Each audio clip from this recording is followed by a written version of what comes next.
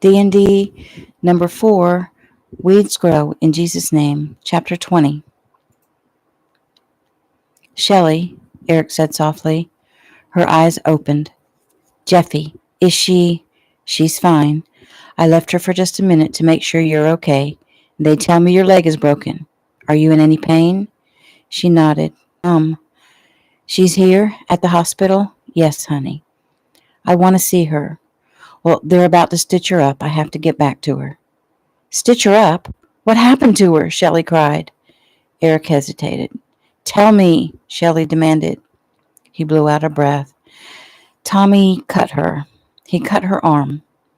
Shelley's hand moved to her mouth and her eyes filled and spilled over. I know you're upset, sweetheart, but I have to get back to her. I want to go with you. I want to be with her. She's my baby. Her voice hitched. I can't move you yet. Please, honey, you'll see her soon. I promise. Shelley nodded, unable to speak. Go, she said softly. He started out of the room. Wait, Eric. Where's Bree and Ricky? Are they okay? Eric didn't want to lie to her, but he also didn't want to upset her.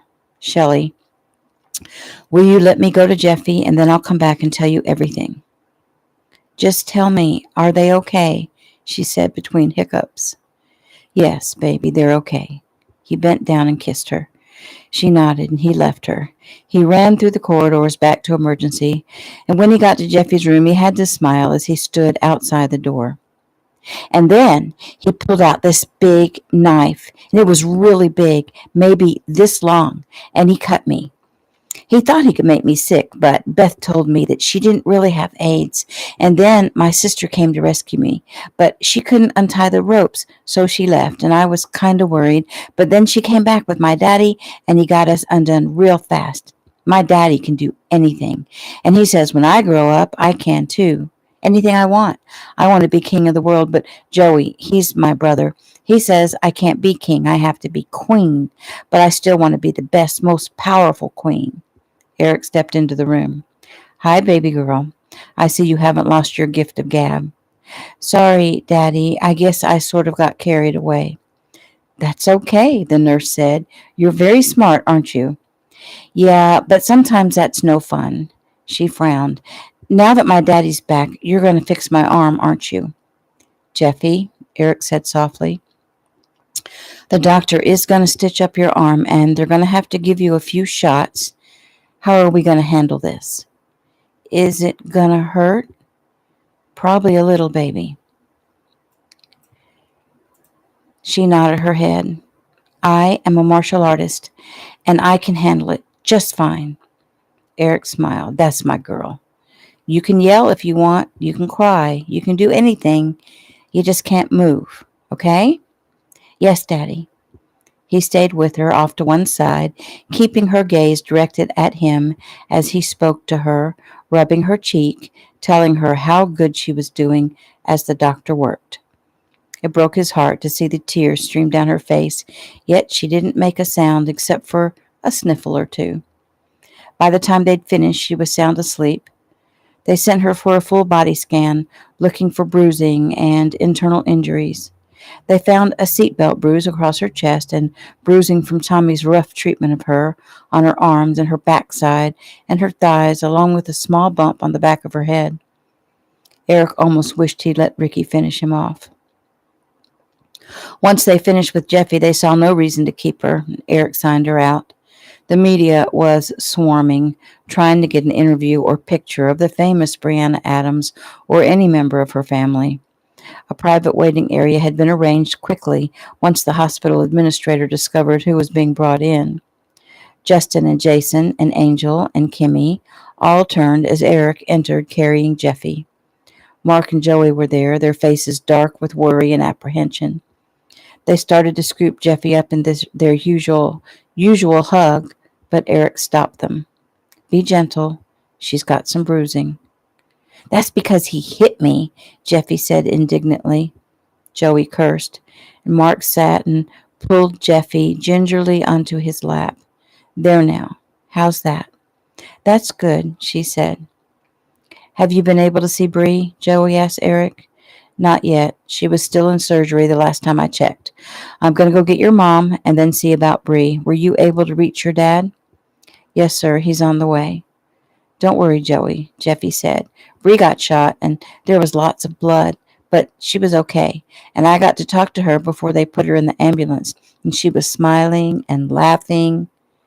Good drugs, Eric stated when he saw the confused looks on the boys' faces. Mark nodded. And Beth? Have you heard anything about Beth? Her family's being flown in. We've discovered she doesn't have AIDS. She is pretty sick, though. She was weak, barely conscious when I carried her to the car. She was a little more alert in the ambulance. She doesn't have AIDS, Mark and Joey said at the same time. She was just teasing, Jeffy said. She was telling everyone that to keep the men from wanting to do things to her. Okay, Jeffy, that's enough of that, Eric said, nodding toward Kimmy. Is she here in this hospital? Mark asked. Yes. Would you mind if I go see her? Not at all. I stepped in to see her briefly, but I couldn't stay, and I'm sure she would appreciate the company. She is all alone. Eric knelt down in front of Jeffy. I know you're tired, and I'm going to take you home real soon, but do you think you can stay here a few minutes while I go see about getting them to release Mommy?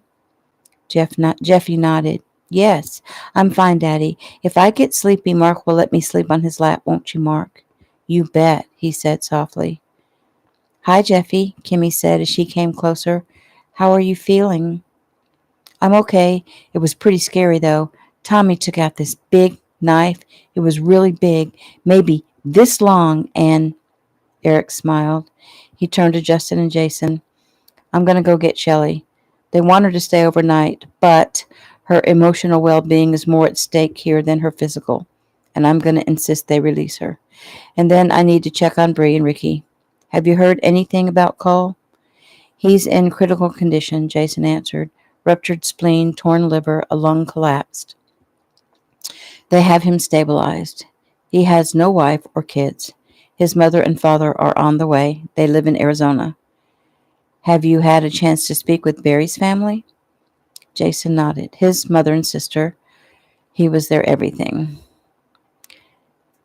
They're in with a chaplain right now, and a counselor is standing by. Well, anything they need, anything, you'll let me know. The insurance will give his family a decent settlement. If there's anything else, I will let you know. Of course, you'll get back to me with the funeral arrangements as soon as I know. I'm sorry, Jason. I know how hard this must be for you, too, for all your men.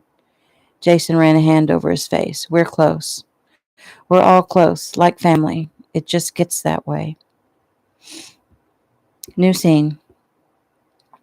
Ricky scrubbed his hands over his face. This was the second time he stood in a hospital within a 6-week period, waiting to hear if the woman he loved more than life itself was going to be okay. This was hell. He remembered when his father had been training Shelley the year before the mart. They lost count of how many times she'd been carted to a hospital. His father was a strong man. He turned as the doctor to the private waiting room opened, and Eric rolled Shelley in.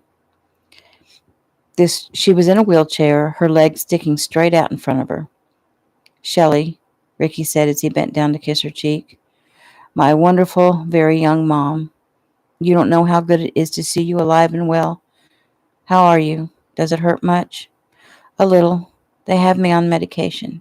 Have you heard anything about Bree? Not yet. She was fine when they put her in the chopper.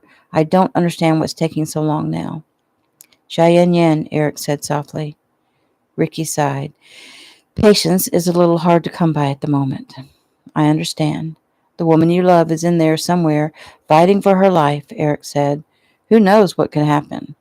Her heart could fail while she's on that table. The surgeon could make a mistake. It only takes a small one.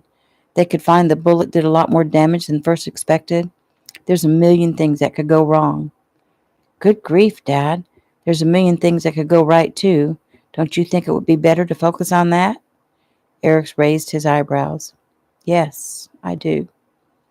Ricky's eyes met his, and he lowered his head. I got it. I need to get Shelley and Jeffy home, Eric said. Well, I'm not going anywhere until Bree is out of surgery and I know she's all right, Shelley asserted. I had a feeling you were going to say that. Eric went to the phone and spoke for a few minutes. Who'd you call? Shelley asked. I asked security to escort the rest of our family up here to this waiting room. Thank you, Eric. What would I do without you to take care of everything? He shook his head. Let's see. Without me, you wouldn't be sitting in a wheelchair with a broken leg and cuts all over your face. Your daughter wouldn't be having a bullet removed from her body. Your other daughter wouldn't have a foot-long scar down her arm and bruises all over her body. You wouldn't have scars all over your arms and legs. Bree wouldn't have lost her child, our grandchild, Ricky's child. The list goes on and on. Ricky put his arms around his father. Is it my turn to say something wise to help you see how wrong you are in what you say? Eric sighed. You'll have to forgive my moment of weakness. Dad, weakness is never a word I'd use in association with you. Well, thank you, Rick. I'll try to live up to your image of me. Right now, though, it just really tears me apart to see all the females in our family hurt and maimed simply because I kicked some bully's butt 30-something years ago. Well, if you want to place blame, blame the Crane brothers or their parents. It was never wrong for you to defend yourself. You know that, and you've taught me that. You've taught thousands of people that. Don't you believe it yourself? His jaw clenched. His eyes closed. I do. Like I said, just needed to vent a moment. That moment is over. The door opened and the family came in. Mark carried Jeffy, who was sound asleep. Mark carried Jeffy, who was sound asleep, and Jason carried Kimmy. And Angel sat, and he placed Kimmy in her lap. Shelley immediately reached for Jeffy, and Mark placed her carefully across Shelley's lap. Shelley hugged her hard and buried her face in Jeffy's hair and savored the warmth of her baby's life force. You haven't heard anything yet? Justin asked. Not yet, and it's driving me crazy, Ricky answered. Well, I'll go see if I can get information. Good luck. Every time I go out there and ask, they tell me when the doctor sends word, they'll let me know. Justin nodded. Nevertheless, I'll go see what's taking so long. Justin left the waiting room and headed toward the nurse's station. Mark and Joey spoke softly to their mother, kissing her cheek and fussing over her comfort. Eric watched with a smile. He was proud of them. He was proud of the entire family. There wasn't a nobler group of people. Mark looked up. This waiting is killing me. I think I'll go see if I can visit Beth. He nodded at Ricky. Buzz me when you have news. New scene. Easing the door open, Mark quietly entered the room. Her eyes were closed. An IV line was attached to the top of her hand. Small was the word that popped into his mind. And young. The family had never known her age. He'd assumed her to be 20 or so, but now she looked young and innocent and vulnerable. She'd been through hell. That he was sure of. Her pale, bruised face held evidence of weeks of captivity. Under what conditions, he wondered. Eric said she was sick. If not with AIDS, then with what? He moved forward to the side of her bed, observing her closely. Her hair had grown, revealing a stripe of blonde hair. No cute, spiky black hairdo now. It was tangled and dirty.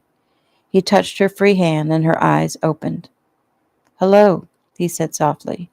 She blinked several times. Mark? Yes. What are you doing here? I needed to see if you were okay. She didn't respond. She closed her eyes, and when she opened them again, the tears were there. Does that upset you? He asked. It's just surprising after what I did to you and your family. He nodded. We're going to talk about that, but first I want to ask about this AIDS thing. She sighed. I don't have AIDS. Why then did you say you did? To hurt you. I was still trying to do what Tommy wanted me to do. Tell me about it, Beth. Tell me everything. She closed her eyes. I guess you deserve that much. When I left home, I started telling people I had AIDS. It made them leave me alone. When I told you that, I was thinking if I did my job well enough, Tommy would still help my family. Mark shook his head slowly. And you met Tommy here in Los Angeles, like you told Ricky, and he took you in off the streets? Yes, that part was true. What wasn't true is my father doesn't have cancer. So why did you leave home? Because, she hesitated, because I have cancer. Mark was silent for a moment. I'm sorry, Beth. He squeezed her hand. Would it be too personal for me to ask what kind of cancer you have? You wouldn't remember it if I told you. In short, I have a primary brain tumor. It's inoperable and it's growing. And I'm going to die. Oh, Beth, Mark began. Please don't. No sympathy. I couldn't bear it. I would like to tell you everything. Can you just listen? Okay, I'm listening. I was a junior last year in high school. I remember beginning the year wondering if life could get any better. I was a cheerleader. I had a boyfriend. I was head of the drama club, and life was totally awesome. Or so I thought. Right at the end of my junior year, I started getting sick. I had headaches, and I'd throw up every morning, and my boyfriend and I both were terrified that I was pregnant. I finally went to the doctor and found I wasn't pregnant, and my boyfriend was greatly relieved.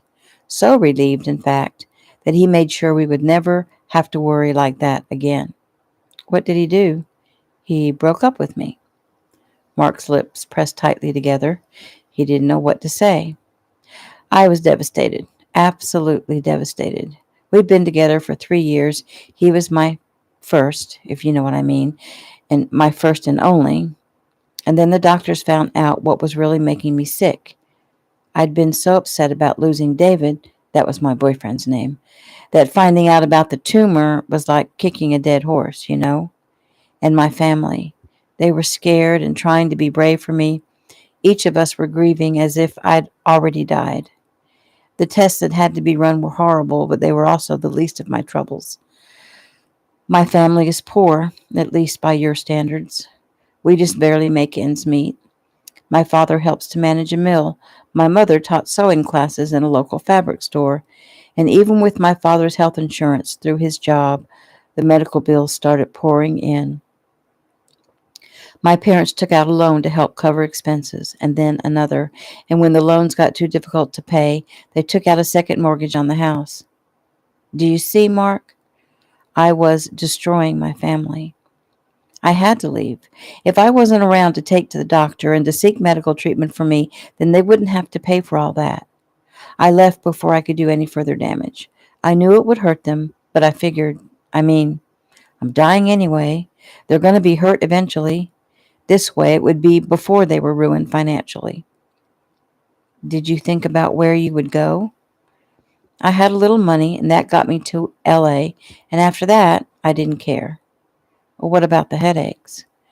Well, they would come and go.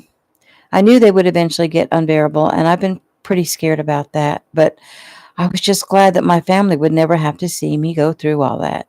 And then along came Tommy. I thought he was a messenger from God. He was willing to take me off the streets and fix my family's financial problems in exchange for me playing a part. Mark looked down, thinking about the night she'd come to him. I'm sorry, Mark, for the pain I caused your family, and for the pain I caused you. I was so mixed up. I don't know how I could not have seen Tommy for what he is. But, Mark, I want you to know, the night I came to you, it wasn't something Tommy told me to do. He shifted his weight, uncomfortable with the topic. Why did you do it then? He asked softly. Well, it was selfish, really. I saw you come in, and I knew things hadn't worked out with Jana. You'd always been kind to me. You're a good-looking guy, and I wanted to have that experience one more time before I died. You mean sex? I mean the closeness to another human being, the closeness of belonging, if even for just a few minutes to another person.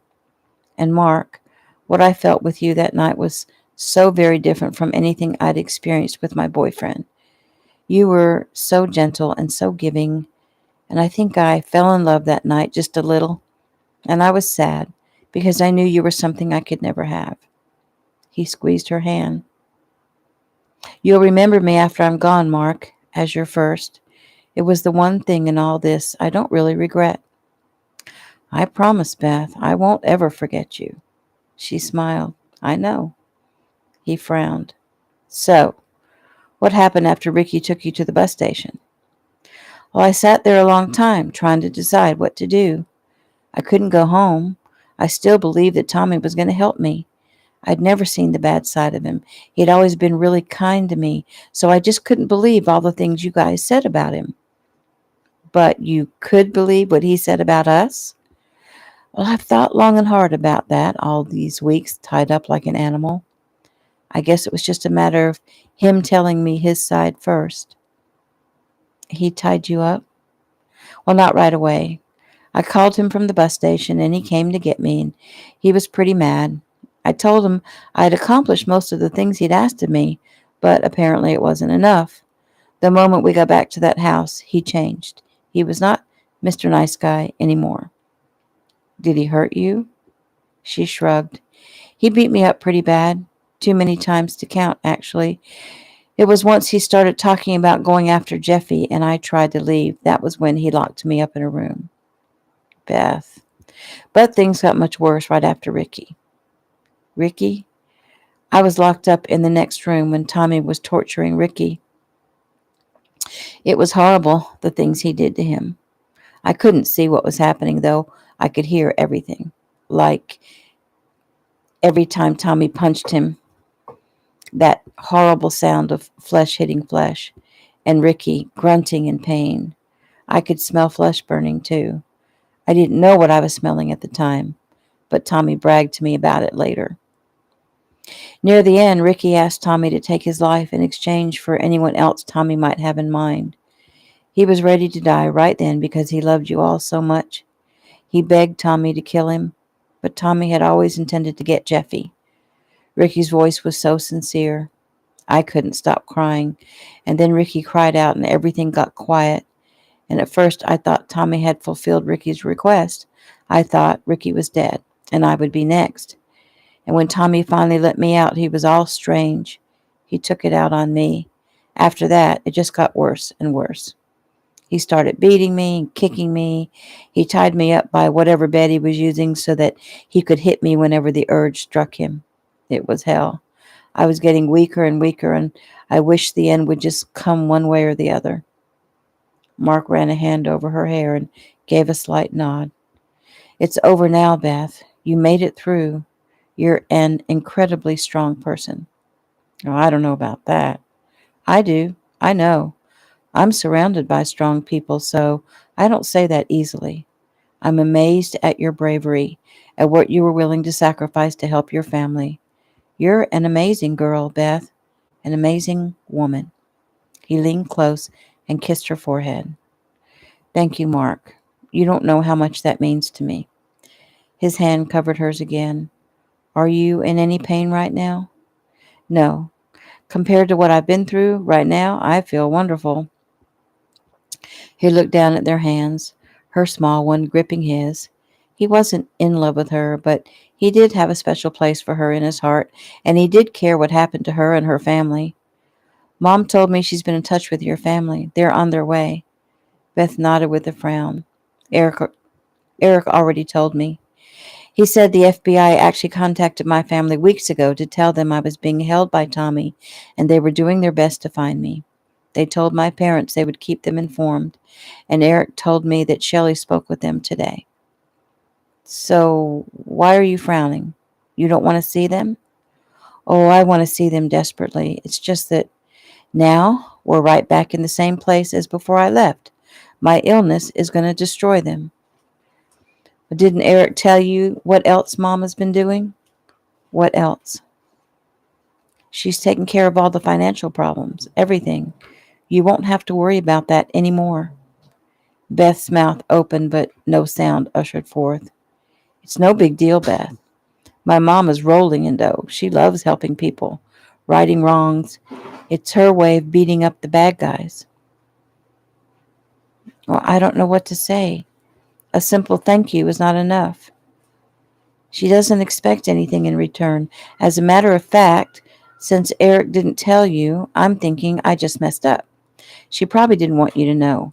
So now you have to promise me you won't tell it was me who told you. She smiled. My lips are sealed. Mark's phone vibrated and he dug it out of his pocket. Yeah, okay. I'll be down in a minute. She squeezed his hand. Thanks for coming in to see me. I feel so much better. Almost happy. His mouth tensed. Almost happy. She was going to die. Sometimes life sucked. He forced a smile. Well, I've got to go. Bree is out of surgery. Listen, Mark, I don't want to go through all this with everyone else. I just want to concentrate on my family and spend what little time there is left with them. Would you mind telling your family everything for me? In other words, this is goodbye to us? She looked into his eyes. Yes.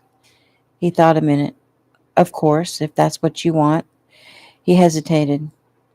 They would want to tell you thanks for comforting Jeffy during the time she was with you. They would tell you to be strong and to let us know how you're doing. And they would tell you that they forgive you for what you did and that mostly you need to forgive yourself. She began to cry. And I'm going to tell you that I feel the need to stay in touch with you. And if you don't want to speak to me, I could email you. She smiled and wiped at her tears. I think I'd like that. He leaned close. Goodbye, Beth. It's been an adventure. He touched his mouth to hers and kissed her gently. Goodbye, Mark. Turning, he left the room quickly. He didn't want her to see how much she'd affected him.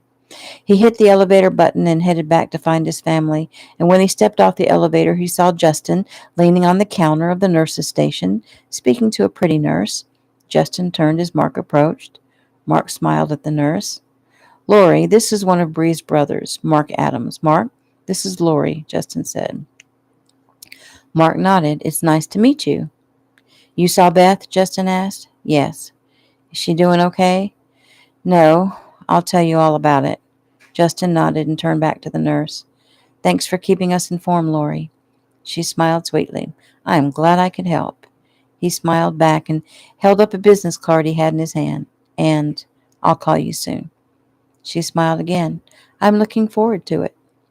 Mark's eyebrows rose as Justin said goodbye to the nurse and joined him. You're working the nurses? Mark asked with a sly grin. Not the nurses, just the one. She's cute, don't you think? Mark nodded. Sure. They entered the waiting room together. How's Bree? Mark asked immediately. She's out of surgery. They said she'll be in recovery for an hour or so, and then we can see her, Ricky answered. Did they say what took them so long? They'd called in a cosmetic surgeon to see what could be done to reduce the scarring on her chest. Mark nodded. He looked around the room. Angel sat next to Jason, who was now holding Kimmy. Eric sat on the other side of Jason, Jeffy asleep on his shoulder. His mom sat nearby in her wheelchair, a pained look on her face. Eric had been right. He needed to get them home. His mother could be very stubborn when it came to her kids. Joey, restless as usual, was on his feet, rocking back and forth. Ricky was braced in a corner of the room, his arms folded across his chest. Justin now leaned against the door. Well, how's Beth? Shelley asked as she stroked Jeffy's hair. At the moment, she's fine, but that won't last long. Everyone listened intently as he went on to tell them Beth's story, and when he finished, the room remained silent. It was Shelley who finally spoke. And she doesn't want to see us? It's not that she doesn't want to see you. I think she just wants to conserve her energy, and seeing all of us and talking things over is very draining on her. We understand, Eric said, glancing at Shelley. Are you okay? Shelley asked. I'm fine. I'm not at risk anymore, so that's a load off. I'm going to stay in touch with her.